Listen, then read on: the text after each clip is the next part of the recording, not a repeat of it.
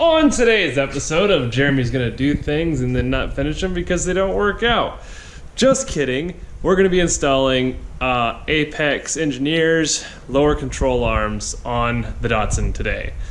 We did run into a few issues, but I've already been in contact with the manager over at Apex Engineered, and he is going to send me all the stuff that I need tomorrow. It's just one of the threads wasn't tapped out all the way, so we're only gonna be able to do one side. So we're gonna be doing the driver's side first, so we can get acclimated. Hold on, let me get, can we see? I will be doing a before and after of steering angle, at least the best steering angle I can show you guys. So let me go get a light real quick and we'll take a better look at this. All right, so here is the before, and I'll take a picture of this as well. So this is left turn.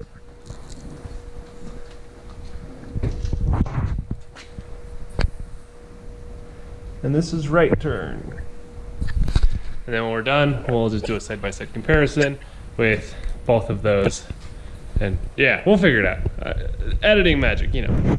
Okay, so I'm gonna go ahead and get this wheel off and start taking apart the old control arm that I no longer need. And I have to pull the sway bar off too, so there's that. Okay, I'm gonna get to work. All right, so now that we can take all this apart, I know I didn't video this, but I actually put in new control arms. Or not new control arms, the old control arms. But I had Chase, I'm just trying to find somewhere to hang this, that it's not gonna be too much in the way. On this video, watch Jeremy struggle trying to hook a light up. Okay, so, oh shit. Oh, that's better. So yeah, we have new lower control arms that we had made up. Now we're gonna pull these out, scrap them, and now we will be tubular. Rad. But we also need to pull out the sway bar because we can no longer run a sway bar, and yeah, that's that. So I'm gonna go ahead and now get to disassembling, taking these off, taking that off, taking the sway bar off, and all that good shit, and then I'll check back in with you once it's all out. Oh, I just realized that I have to move the jack stand because it is balancing on the lower control arm. Let me do that first. All right, so here is the difference between the two control arms. This is the new one, obviously. This is the old one, just flipped over. As you can see, I had them. So from Apex Engineered, this actually comes over to here. But I needed the more clearance for more steering angle, so I had them move it further inboard, so this way it wouldn't hit the wheel. So there's more wheel clearance, because here I was getting pretty close to hitting. Here I'm not. Now I need to remove sway bar, because you can, I don't know if you can kind of see where the tire hits. So now that we're eliminating that problem, yeah. And also, right here, how this is all beaten up, that's actually from my tie rod, or the steering knuckle hitting. And now, the new one is clearance to here, so as you can see. So I'll be able to steer, I'll have a lot more steering angle. Waiting on 0 accrement steering knuckles from them, so they'll be a machined piece instead of a welded this thing.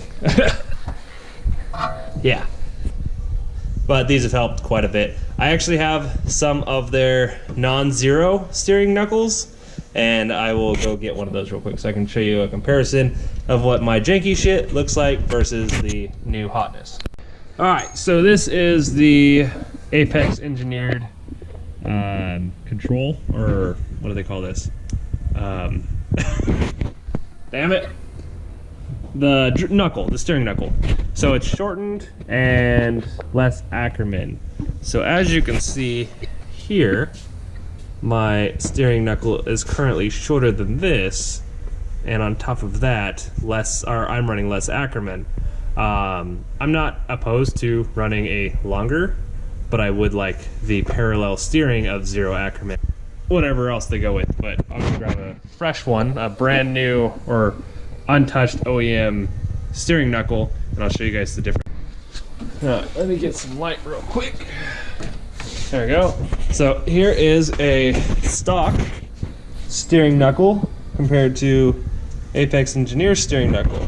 So they pull a little bit of Ackerman out, and then they give you the option of near stock angle, or near stock steering, and then quick steering. So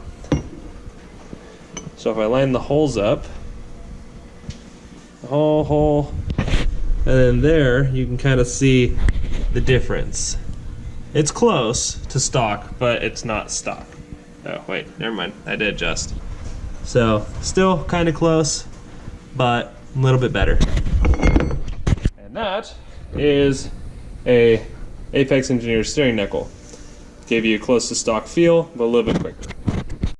All right, so I did a quick measurement from this point to this point, and their website, because some didn't seem right, but it is, their website is correct. This is 13 millimeters from the ball joint to the tie rod. This is 12, so it'd be 10 millimeters left, or 130 millimeters, 120 centimeters, 110 centimeters, and I just measured mine.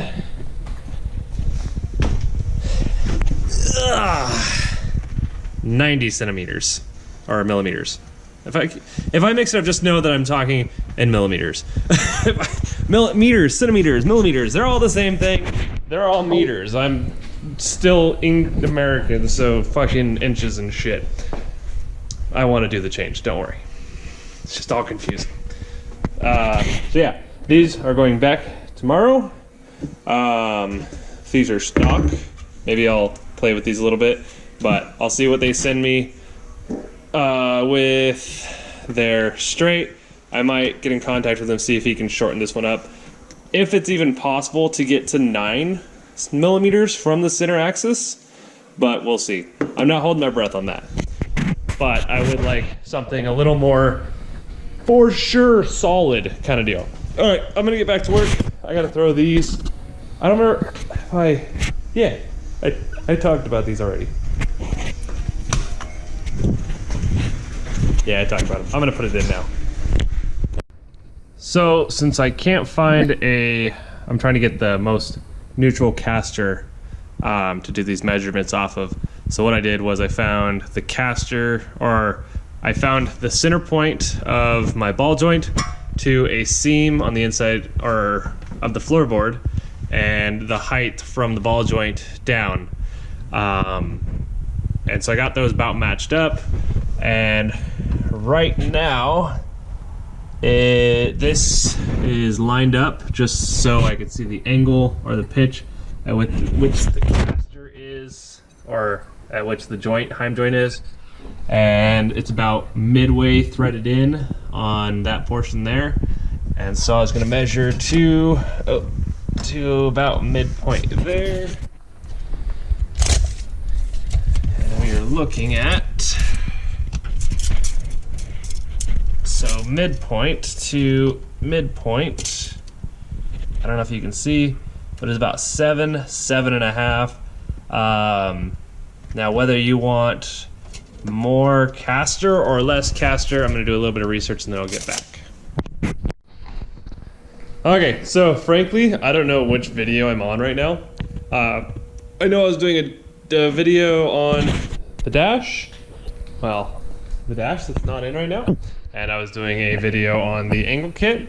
So I guess we will go ahead and close out the angle kit video due to the fact that I got all the parts and I got it all installed and it all worked out.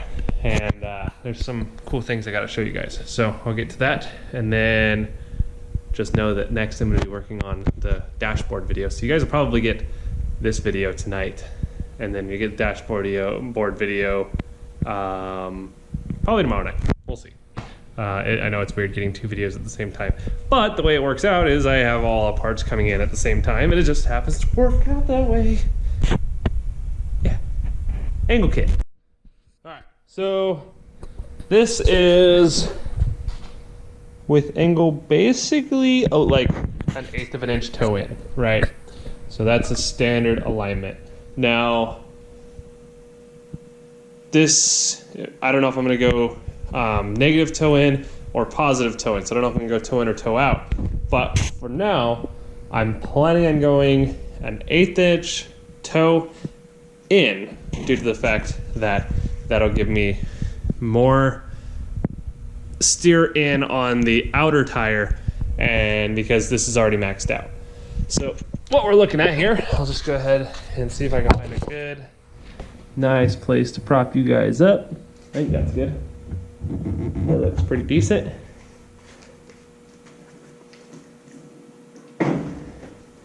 So that's inside. So this is the tire that you want to have all the angle. And then outside. Now if we did added toe out, the problem is this tire here would end up being a little bit towards the straighter side, which would cause drag when you're in a corner, which drag in the front end can cause you to spin out or hold you to hold angle longer. It all depends on your style of driving. I don't really have a style of driving yet due to the fact that I've never had enough angle to have a style. It's just been throw it out there and try and keep it out there as long as possible. But that should help quite a bit, and I'm stoked to see it. So why don't we get under here and take a look at what we got. Okay, so I know that was a little hard to see because it was kind of out of focus, but this is toe in, so this will be the inside tire. This will be the main grip tire in the front. And then if we turn it to the left, now that will be the main out or the outside. So this will be the drag tire, essentially. Like when you used to watch Vaughn getting junior drift, Chelsea Denofa, other people that do aggressive driving. I'm not saying that other drivers aren't aggressive, but those are the two people that their signature is lifting a tire, one of the front tires off. That'll basically show you how little weight bearing there is on the front tire. So when my original setup without the rear sway bar would have that effect. Now I no longer have a front sway bar. Wait, did I say? Okay, so when I didn't have a rear sway bar, my front tire would start to pick up a little bit. But I put a sway bar back on the rear, so the rear is more planted, and then I took the sway bar off the front, mainly due to the fact that I don't know if you guys can see this, but yeah, I know it's too dark in there. I'll get a flashlight. Okay, what was I showing you guys? Oh yeah. So as you can see with how close I am getting to that front, what is that, tension arm, yeah. Before, like I would be coming in contact way before this with the sway bar, so I had to take the sway bar out. Before, the angle that we were looking at was more like this, and before anything past that, you would essentially be limited by sway bar. But now, I'll move the camera with the tire. We're here, which is freaking rad. So before, about here, now we're here. All right, so what we got going on in here is, oh, that's where it came from. Right freaking there, man. Okay. So let's not touch that anymore. So we have Apex Engineers 280ZX lower control arm that's been extended by 1.5 inches.